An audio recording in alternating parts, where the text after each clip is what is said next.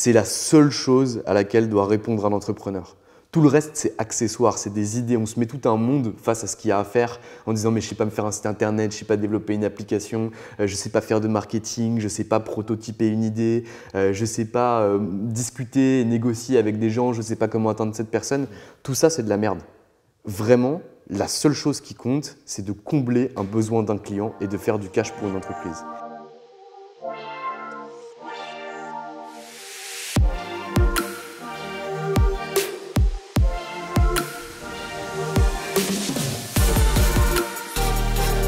Salut Valentin. Salut Julien.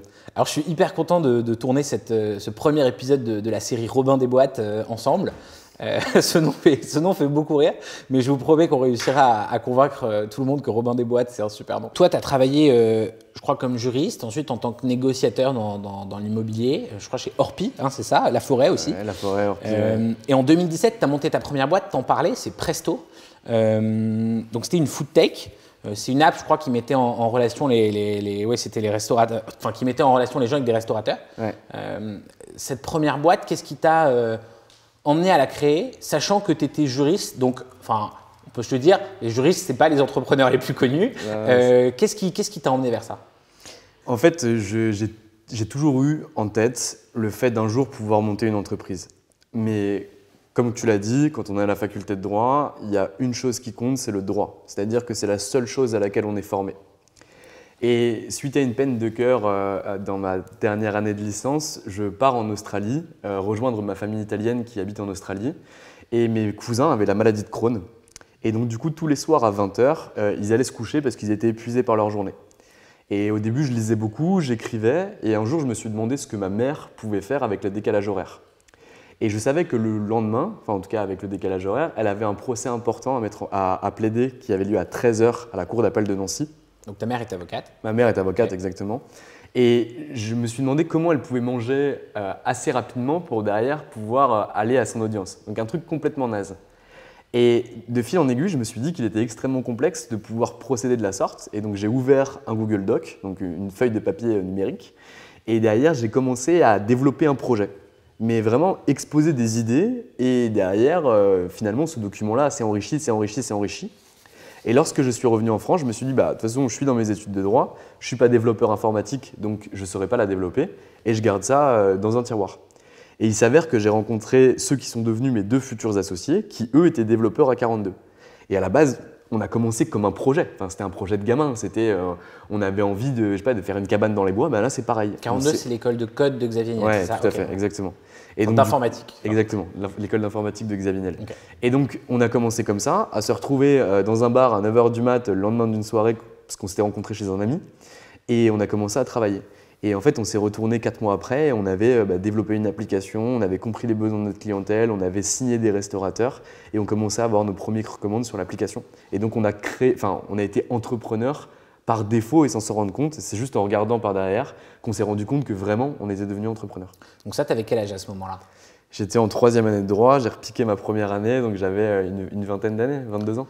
Ok, et sur cette première expérience, c'est une question que beaucoup d'entrepreneurs nous posent, c'est comment concrètement je monte une boîte? Parce que ça, c'est un peu un fantasme pour certaines personnes. Tu as commencé par quoi? Qu'est-ce qu'il faut faire là en premier si demain un entrepreneur ou un jeune entrepreneur veut monter sa boîte? Alors du coup, je vais le donner de façon rétrospective parce que je ne me souviens plus exactement ce que je pensais et dans quel état d'esprit j'étais. Mais en tout cas, je voyais que c'était une montagne qui était face à moi. Mais parce qu'en fait, on se fait tout un monde de tout ce qu'il y a à gérer, de la comptabilité, de l'idée à avoir, des clients à rentrer, etc. Mais en fait, il faut se dire que le business, c'est très simple. C'est comment je vais répondre aux besoins ou aux objectifs d'une typologie de population que je vais viser par un procédé que je vais mettre en place qui va être seulement un moyen pour faire du bénéfice pour une société. C'est la seule chose à laquelle doit répondre un entrepreneur. Tout le reste, c'est accessoire, c'est des idées. On se met tout un monde face à ce qu'il y a à faire en disant « mais je ne sais pas me faire un site internet, je ne sais pas développer une application, je ne sais pas faire de marketing, je ne sais pas prototyper une idée, je ne sais pas discuter, négocier avec des gens, je ne sais pas comment atteindre cette personne ». Tout ça, c'est de la merde. Vraiment, la seule chose qui compte, c'est de combler un besoin d'un client et de faire du cash pour une entreprise. Et ça, en réfléchissant de façon très simple, c'est où est l'argent, comment je vais le chercher et à qui je m'adresse. Une fois que ces 3 questions-là sont répondues, Derrière, derrière, on a juste à trouver les modalités par lesquelles on va y aller en disant, ben voilà, étape 1, je fais ça, étape 2, je fais ça, étape 3, je fais ça. Et on n'a pas besoin de sortir de grandes études. Il y a énormément d'entrepreneurs qui n'ont jamais été à l'école et qui ont réussi à créer des entreprises à succès et faire des millions et des millions d'euros. Ils n'ont aucune compétence, ils savent juste réfléchir. Et c'est juste ça qu'il faut avoir, c'est réfléchir de façon simple et chercher où est l'argent. Et tu n'as pas l'impression que quand tu montes ta boîte pendant tes études, enfin après tu vas nous raconter comment Presto s'est développé et puis ensuite comment l'aventure s'est terminée, mais est-ce que tu n'as pas l'impression que monter sa boîte pendant ses études, c'est juste la meilleure formation possible à l'entrepreneuriat, mais que en vrai, on connaît très peu d'entrepreneurs qui ont monté leur boîte pendant leurs études, qui ont marché pendant leurs études. Soit elles marchent après les études, soit elles s'arrêtent et elles ne marchent plus. Mais quand même, il y a un énorme apprentissage là-dedans. Comment toi, tu as senti les choses sur Presto? Je pense que pour n'importe quelles études, que tu sois en droit, en psycho, en socio, en maths, en n'importe quoi, peu importe les études que tu fais, tu auras toujours des avantages sur un pan de l'entreprise particulier. Si tu fais des maths, tu as cultivé un esprit logique qui te permettra d'aller très vite et de processer tes opérations. En te disant, je pars de A, je vais à B, je mets une variable, c'est s'il se passe ça, je fais ça, s'il se passe ça, je fais ça, et j'avance. Si tu fais de la psycho, tu pourras dire, bah voilà, je connais le comportement humain, ou en tout cas, je vais travailler sur le comportement humain, je sais quelle personne j'ai en face de moi et je sais ce que les gens cherchent. Si tu fais de l'économie, tu vas pouvoir avoir des plans macro, tu vas pouvoir faire de la socio, tu vas pouvoir être plus fort sur le benchmark. Je pense que de toute façon, dans une entreprise, tu retrouves un tas de compétences. Et donc, peu importe tes études, derrière, pour l'apport de ta boîte, tu auras un apport qui sera particulier. Donc ça, c'est la première chose. Pas besoin de faire de droit pour monter une boîte, ça c'est clair et net. Et derrière, ce qui est vraiment difficile à concilier, c'est ton investissement dans tes études, parce qu'il faut que tu valides tes années, il faut que tu puisses passer, il faut que tu puisses avoir un master de qualité, parce qu'en France, on cultive cette culture du diplôme. Et derrière, monter ta boîte. Et dans l'état d'esprit dans lequel j'étais, c'est que quand je travaillais sur mon master, j'étais, je culpabilisais en fait de ne pas bosser sur ma boîte, et inversement, quand je travaillais sur ma boîte, je culpabilisais de ne pas bosser sur mon master. Et donc, c'était vraiment un état d'esprit qui était complexe et qui me rendait extrêmement anxieux et stressé. Mais c'est vraiment, enfin honnêtement, aujourd'hui je regarde en arrière et je me dis que c'était une très bonne chose et ça m'a appris énormément par rapport à ce que j'ai pu faire. Mais le master, c'était un plan B pour toi si Presto ne marchait pas, ou comment tu as vécu ça à ce moment-là? Tu avais ton plan A, ton plan B, ou tu travaillais pour tes masters, sachant qu'en réalité tu n'en avais rien à faire et tout ce que tu voulais c'était que Presto marche. Tu étais dans quel état d'esprit sur ça? J'étais vraiment dans un état d'esprit où je voulais concilier les deux. C'est-à-dire que moi j'ai toujours voulu tout réussir. Donc il fallait que je réussisse mon master pour avoir un des meilleurs masters de France, c'est ce que j'ai réussi à faire. Et je voulais que ma boîte marche, et ça j'ai moins réussi à le faire. Mais en tout cas, lorsque j'ai eu le choix du master XHEC entrepreneur, j'avais aussi un plan B. C'était pas Presto, parce que Presto c'était déjà mort et enterré, ou en tout cas c'était en perdition. Et j'avais signé un CDI chez Doctrine. Okay. Du coup une boîte qui est une legal tech, ou aller à HEC Entrepreneur. Et moi, je voulais aller à HEC Entrepreneur pour rencontrer une personne, un entrepreneur que je respecte énormément et que tu vas rencontrer dans les prochaines émissions, je pense, qui s'appelle Jacob Abou, qui est un entrepreneur qui n'a jamais été à l'école et qui a réussi à monter des boîtes exceptionnelles, ce qui est bien la preuve qu'en fait, avec de la volonté, avec de l'ambition et avec de la réflexion simple, parce que le business, c'est simple, on peut aller très très loin et monter de très belles choses. Donc, ce que tu conseilles à des jeunes entrepreneurs pendant leurs études qui veulent se lancer, mais même d'autres, c'est d'aller déjà parler à leurs clients, j'imagine. Bien sûr. Comprendre les besoins. Mais même pas leurs clients, en fait, c'est parler à leur cible et de les laisser parler. Surtout, ça c'est vraiment mon futur associé qui m'a appris ça. Mais c'est vraiment quand tu discutes avec quelqu'un et que tu as de l'information à obtenir de lui par rapport à son comportement, par rapport à ce qu'il veut, par rapport à ses besoins, il ne faut pas l'influencer par rapport à ce qu'il dit. Il ne faut pas aller voir ton pote, il ne faut pas aller voir ton père, il ne faut pas aller voir ta mère. Il faut aller voir quelqu'un qui va potentiellement correspondre à ta cible. Et derrière, tirer la substantifique moelle de ce que tu dois prendre, l'analyser, la comprendre et la réinterpréter sans aucun biais cognitif. Donc en fait, il faut arrêter d'aller voir son papa et sa maman pour leur dire qu'est-ce que tu penses de mon projet. Exactement. Ça, je pense que c'est la pire idée au monde. Ouais. Parce qu'ils vont te dire c'est bien mon fils. Et c'est pas toujours bien. Et ok, et donc ça, c'est plus la partie s'intéresser aux besoins de tes clients. Sur la partie maintenant finance, parce que aussi plein d'entrepreneurs se posent cette question, ils se disent j'ai trop envie de monter une boîte, j'ai trop envie de monter un projet, mais j'ai pas d'argent pour le faire. Qu'est-ce que toi déjà comment ça s'est passé à ce moment-là, et qu'est-ce que tu conseilles à un entrepreneur de faire quand il se lance? Alors moi, toutes les boîtes que j'ai créées, je les ai bootstrappées. C'est-à-dire que… J'ai beaucoup d'anglicisme. D'accord, pardon, excusez-moi. Voilà. J'ai toujours créé des boîtes avec 0 €. Ouais. Ça a toujours été mon objectif parce que déjà l'emprunt bancaire me fait peur. Les investisseurs, je ne veux pas en avoir tant que je ne suis pas obligé d'en avoir au sein de mon entreprise. Parce que la vraie richesse d'une boîte, c'est de détenir 100% du capital social, d'être libre de ses choix et de ses décisions. Mais alors ça, c'est une question que je voulais te poser. Tu as beaucoup d'entrepreneurs qui disent j'ai une très bonne idée, je veux me lancer, j'ai identifié un truc, mais j'ai pas de développeur avec qui m'associer et qui du coup peut-être le prennent un peu comme excuse à pas se lancer, parce que je pense que c'est une excuse. Toi, qu'est-ce que tu en penses et est-ce qu'on est vraiment obligé, si on n'a pas la compétence en interne, d'aller lever de l'argent ou d'aller parler à des investisseurs potentiels? Est-ce qu'il n'y a pas des solutions plus concrètes qui existent pour lancer des trucs sans tech, quoi? Mais il y a plein de solutions qui existent pour lancer des trucs sans tech, ça y a aucune difficulté. Et la tech, c'est pas forcément le moyen le plus opportun de le faire. Enfin, quand on voit qu'il y a des applications mobiles qui sortent de tous les côtés, un Français moyen utilise 8 applications. Et c'est pas les applications qui sortent tous les jours, c'est messages, mails, appels, WhatsApp, Uber Eats, Uber et une autre application. Donc en vrai, la démultiplication des applications, elle a aussi ses limites. C'est que sur un téléphone, quoi qu'il arrive, on utilise 8 applications en moyenne. Donc pas forcément pertinent de pouvoir développer des applications, plus des applications, plus des applications. Deuxième chose, l'idée ça vaut rien. Une idée c'est que dalle, c'est pas protégé, des milliers de personnes ont la même idée au même moment tous les jours. C'est vraiment l'opération et l'exécution qui va être importante. C'est comment faire sortir son idée de sa tête, la matérialiser sur papier, trouver où va être l'argent, comment aller le chercher, et derrière les compétences on les trouvera. Parce que si on sait que ton idée elle fait 5 milliards d'euros dans 10 ans, derrière les gens vont venir. Et donc tu vas pouvoir vendre, pas ton idée en fait, mais ton projet. Et c'est vraiment différent de vendre une idée ou de vendre un projet. C'est que le projet, il est déjà architecturé. Tu as déjà de la réflexion qui a été mise en place et tu as déjà un processus qui n'est pas forcément définitif, mais en tout cas qui donne une tendance par rapport au projet que tu vas monter. Donc concrètement, lorsque tu veux monter une entreprise, tout dépend de ce que tu vas aller chercher.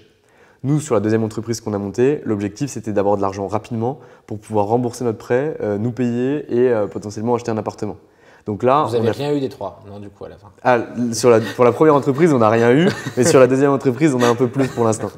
Et donc sur la première entreprise, et j'ai oublié de dire quelque chose tout à l'heure, c'est que monter des boîtes quand vous êtes étudiant, parce que vous avez un putain de filet de sécurité. Si vous vous plantez, c'est pas grave. En fait, vous êtes étudiant.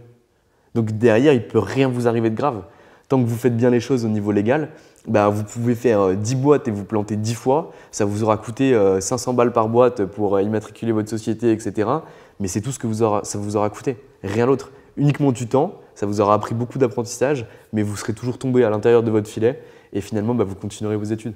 Parce que j'ai plein de potes entrepreneurs qui me disent ça et c'est vrai que ça m'effraie un peu. Je pense que tu entends ça souvent, c'est oui, j'ai envie d'entreprendre, mais je vais d'abord aller me former alors parfois j'entends en conseil ou même dans d'autres boîtes pour ensuite un jour monter mon projet. Est-ce que tu peux expliquer pourquoi c'est une connerie? Je pense que c'est une connerie. Moi je pense que tout dépend le projet, mais je pense que c'est vraiment genre en mode refuser l'échéance. C'est-à-dire, je veux devenir entrepreneur. Si tu veux devenir entrepreneur, tu n'as pas besoin d'un bac+5, tu n'as pas besoin d'un bac+10. Il faut juste que tu puisses te concentrer sur un projet et mettre tout en œuvre pour que ce projet réussisse. Je pense qu'il y a certains business qui nécessitent potentiellement de pouvoir avoir des compétences particulières, notamment tout ce qui concerne les business où tu as besoin d'ingénieurs ou de scientifiques. Si tu veux avoir les compétences vives en interne, peut-être que toi-même tu as besoin d'être ingénieur. Moi, je ne fais pas de business comme ça, donc je parle que de ce que je sais. Mais derrière, je pense que plus vite tu te lances, plus vite tu te plantes, plus vite tu te relèves, plus vite tu te relances. Et donc pour moi, il faut commencer le plus vite possible. Et tu as raison, arrêter peut-être de trouver des excuses en se disant que le passage obligé, c'est de pouvoir… Moi, j'ai des potes qui font ça, qui me disent je vais être avocat pendant 5 ans et derrière je vais monter ma boîte. Mais ils n'auront rien appris. Ils auront juste appris à faire du droit, mais le droit c'est rien dans une entreprise. Est-ce que tu penses que sur le choix de business que tu as monté, tu aurais fait différemment? Je m'explique. Est-ce que tu penses que quand tu as créé Presto, tu te faisais une idée de ce qu'était l'entrepreneuriat aujourd'hui, tu t'es dit je vais faire un truc digital, je vais faire un truc online, une app, parce que c'était dans l'air du temps de faire ce genre de projet? et que finalement, tu aurais aussi pu monter un resto directement, un business plus tangible, enfin voilà, des business plus concrets comme celui que tu fais aujourd'hui, on pourra en parler. Est-ce que tu penses que tu t'es un peu fait avoir par une mode aussi de l'entrepreneuriat qui est de dire faut monter des projets complètement digitaux? Alors, déjà deux choses. La première, c'est que je n'aurais jamais fait un truc physique qui me demandait d'emprunter de l'argent ou autre chose. C'est-à-dire qu'avec le statut d'étudiant entrepreneur, c'est super cool parce qu'en fait, du coup, tu peux travailler, enfin, tu peux monter ta boîte en même temps que tes études, mais ça suppose aussi de ne pas être présent de façon physiquement quelque part à tout moment de la journée parce que nécessairement, tu as d'autres obligations. Et clairement, je pense que c'est aussi dans l'air du temps et c'est aussi l'idée que tu te faisais de la Startup Nation ou de l'entrepreneuriat qui est de dire en fait on va monter des applications. Avec une application, si on la monte et si on arrive à la voir entre les mains, si tu peux cliquer sur ton application, tu es millionnaire. Ouais. Parce que moi j'ai été bercé, j'ai découvert l'entrepreneuriat pas forcément directement, mais en écoutant des podcasts de Pauline Léniaud, notamment Crème de la Crème qui est devenu aujourd'hui Le Gratin, les vidéos de Oussama Ammar qui est un gourou de l'entrepreneuriat. Et du coup, quand tu as un esprit de mec de 20 piges qui regarde ça, qui connaît rien d'entrepreneuriat, tu te dis mais si je fais ça, je vais réussir, je vais tout défoncer, je vais être riche.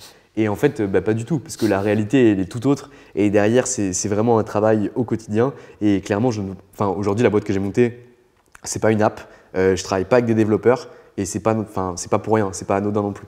C'est que monter un business pour moi qui a plus de sens et qui est plus concret, ça me fait beaucoup plus de bien. Je me retrouve plus là-dedans. Justement, on va parler de ce deuxième business.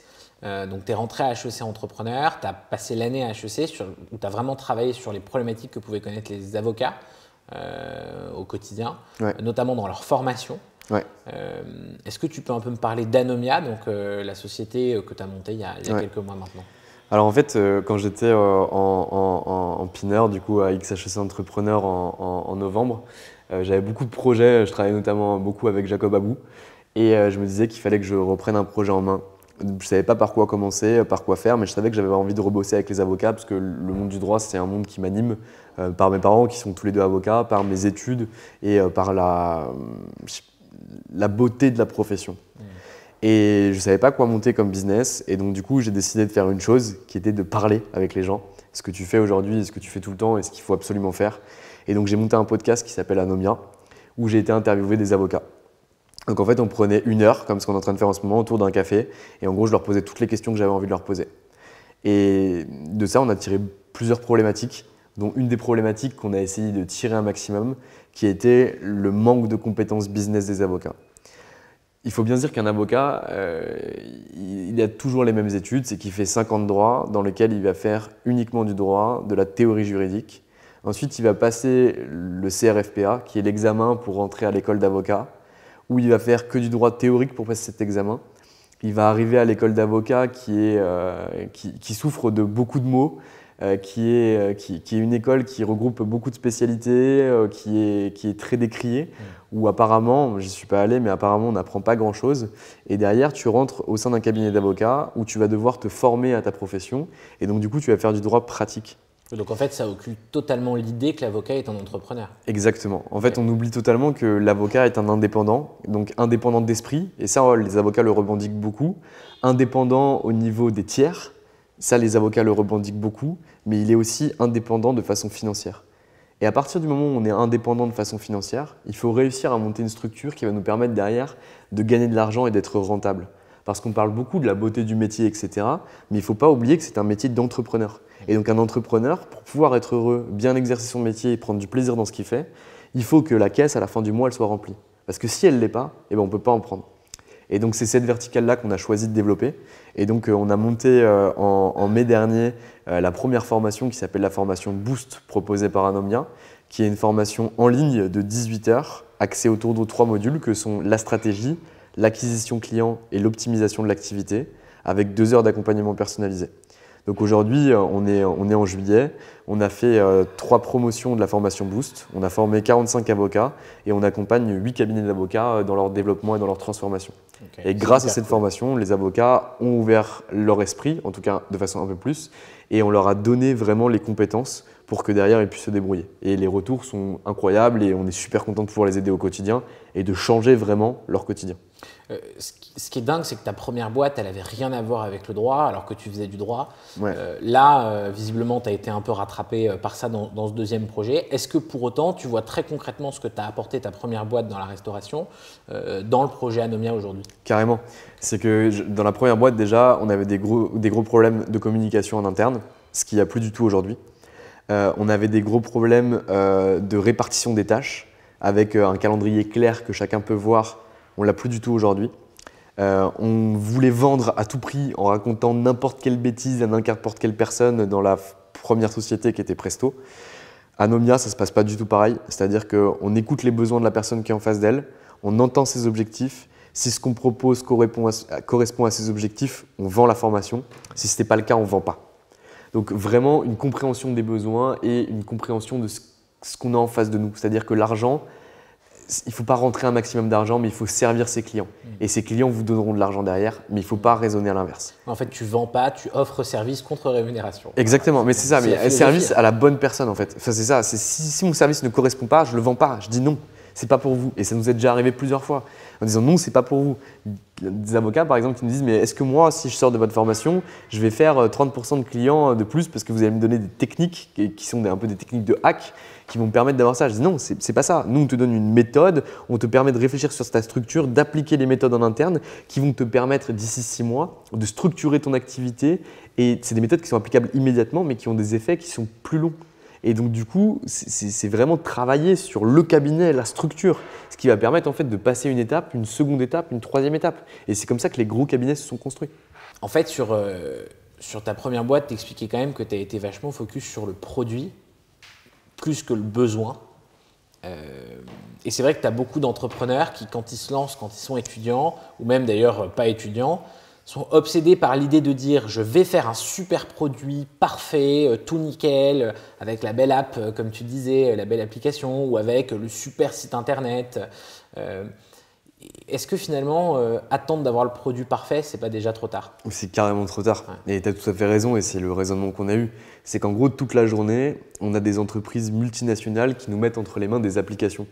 Sauf qu'en fait, on a l'impression que ça arrive, ça part ils font ça en un mois et derrière, en fait, ils font un produit et tout le monde l'utilise. Sauf que c'est pas du tout comme ça que ça se passe.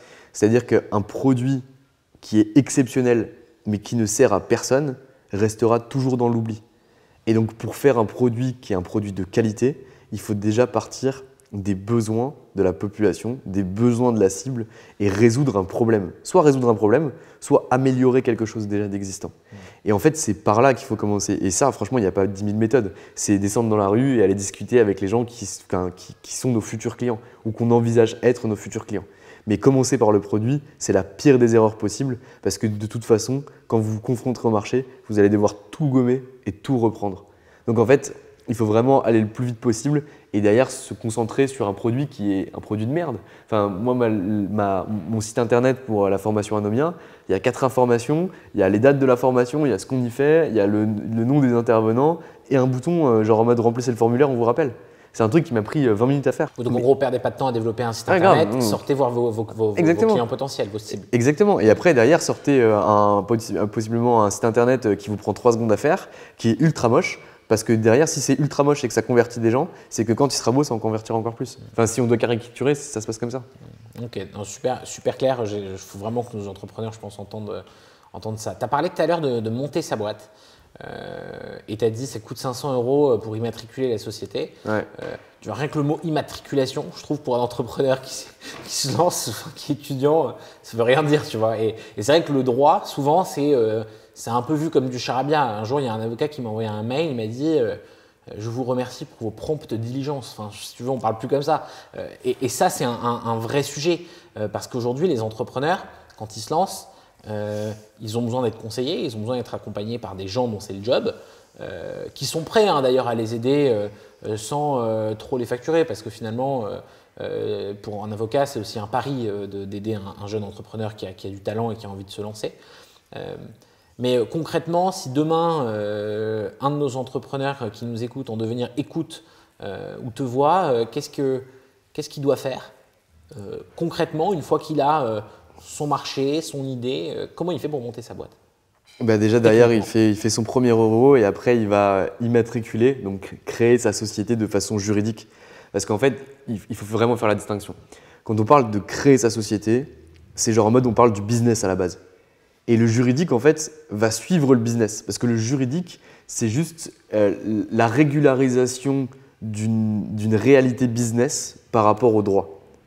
Je sais pas si je me fais bien comprendre. C'est clair, explique un peu mieux. C'est-à-dire qu'en mode, il y a créer sa société et créer sa société. Okay. C'est-à-dire que créer sa société, avant de le faire de façon juridique, donc de faire ses statuts, de pouvoir de pouvoir enregistrer ses statuts au registre du commerce et des sociétés, ça, c'est une création d'entreprise juridique. Okay. Mais ce n'est pas la première étape. C'est la 4e, la 5e ou la 6e étape. C'est avant, on crée son entreprise, donc ce que j'appelle moi le projet, où derrière, on va discuter avec ses clients. Si on se rend compte que l'idée qu'on a, que le projet tient la route et que des gens sont prêts à l'acheter, on vend le produit avant de créer sa société. Et une fois qu'on a le premier chèque et qu'on doit l'encaisser, dans ce cas-là, on va créer juridiquement la société. Mais c'est vraiment en 2 étapes. C'est-à-dire qu'il ne faut pas se presser pour créer sa société. Tant qu'on n'a pas un rond, ça ne sert à rien de créer une société, parce qu'une société, ça coûte des ronds. Donc il faut vraiment pouvoir le faire étape par étape. C'est je fais du business, il y a des clients qui veulent me payer, ok, je régularise en créant ma société. Okay. Et donc là, tu arrives à la création des statuts, à l'ouverture d'un compte bancaire professionnel, à l'envoi de ton dossier au greffe du tribunal de commerce, avec l'intégralité des documents qu'ils vont pouvoir te demander. Et 2 semaines après, tu reçois ton cabis, qui est la preuve de l'enregistrement et de la création juridique de ta société. Okay. Et après, tout continue comme ça a commencé avant. C'est juste une régularisation. Ok. Qu'est-ce que tu as envie de dire aux étudiants qui nous regardent ou qui nous écoutent? Certains, ils n'ont pas forcément l'argent pour se lancer, ils ont peut-être des prêts sur le dos pour financer leurs études. Est-ce que déjà c'est le bon moment et pour quand même essayer de se lancer et qu'est-ce que tu leur dirais aujourd'hui? Et moi, je leur dirais que déjà, il n'y a pas besoin de pognon pour se lancer. Si vous pensez qu'il faut être riche ou qu'il faut avoir de l'argent, faire des prêts ou lever de l'argent pour monter une boîte, franchement, n'y croyez pas. C'est pas comme ça que ça se passe. Il y a des gens exceptionnels qui arrivent à construire complètement des tours sans verser un seul centime, juste en se creusant un peu la tête et en faisant payer des tiers pour eux, etc. Donc, il y a énormément de solutions. La deuxième chose, c'est que parlez de vos idées. Genre, on a toujours entendu un truc, genre en mode, mais je peux pas en parler parce qu'on va me la voler. Là, il y a encore un avocat qui m'a fait ça récemment, genre en mode, on se rencontre, on dîne ensemble parce que derrière, j'ai une idée. Je dis, vas-y, explique-moi. Non, il faut qu'on signe un NDA. Je dis, ok, on signera un NDA si tu veux, mais l'idée, elle vaut rien. L'idée, ça vaut rien. C'est vraiment la mise en place de cette idée et l'exécution de cette idée. Donc, parlez à un maximum de gens de votre idée pour derrière avoir des retours objectifs et que cette idée puisse changer ou puisse évoluer et puisse se transformer en projet. Le NDA, c'est l'accord de confidentialité. Exactement, tout à fait, l'accord de confidentialité. Et derrière, donc vous avez votre idée, vous en parlez. Si cette idée paraît intéressante, elle va passer au rang de projet. Une fois que ça devient un projet, imaginez toutes les compétences dont vous avez besoin pour pouvoir mettre ce projet en place. Et même sans le créer, en faisant un simple PowerPoint ou une simple plaquette commerciale sur papier, allez distribuer ça à des clients en leur vendant votre idée, en leur vendant votre projet, pardon. Et si le projet est intéressant, si les gens vous disent « Ok, je mets combien de zéros sur ton chèque ?» ou « Ok, je te fais un chèque quand ?» ou « Donne-moi ton RIB » ou « Fais un truc, je veux ton produit », dans ce cas-là, passez à la création de société. Et là, vous allez en fait, arriver dans la traversée du désert et dire à un entrepreneur, de toute façon, c'est quelqu'un qui se démerde, qui trouve des solutions et quand il y a des problèmes, qui trouve des compétences, qui trouve des mentors, qui trouve des experts. Il faut vraiment voir l'entrepreneur comme une pieuvre. En fait, il est à la tête, mais il n'a pas de main pour attraper les choses, il a juste des tentacules pour pointer. Quelle personne va être intéressante, quel axe sur lequel on pourrait aller, qu'est-ce qu'il faut que j'aille chercher, qu'est-ce que je dois faire. Et derrière, il faut toujours être bien entouré, parce que vous devez avoir un vivier qui est présent autour de vous pour derrière aller chercher telle idée, tel truc. Et les gens, ils acceptent de répondre. Enfin, tu sais mieux que tout le monde. Tu appelles quelqu'un pour lui poser une question, le mec répond. Il est content d'aider un jeune, il est content de transmettre. Et donc du coup, allez chercher tout ça. Parce que sans ça, vous n'arriverez à rien. Vous serez, je ne ferai pas l'affront de citer Platon, l'allégorie de la caverne, mais un mec qui est tout seul à l'intérieur de nulle part, il ne sait pas ce qui se passe autour. Et il faut forcément pouvoir aller chercher des compétences ailleurs. Ok, dernière question.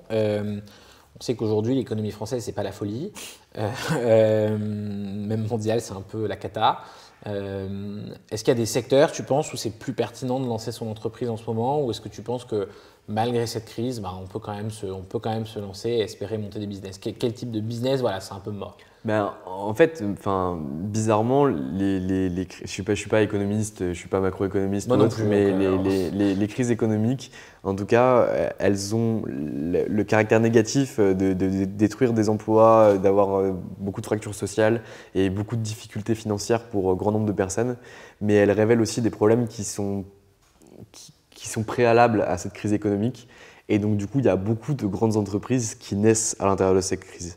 Et donc, trouver des business qui vont solutionner des problèmes qui sont nés par rapport à la crise, c'est tout à fait possible. Aujourd'hui, par exemple, les avocats sont en difficulté financière. C'était un problème qui préexistait à cette crise financière, cette crise sanitaire qui est devenir économique, qui sera a posteriori financière. Mais du coup, c'est un problème qui a juste été révélé. Et en fait, il y a plein de problèmes qui se révèlent que les entrepreneurs doivent pouvoir solutionner.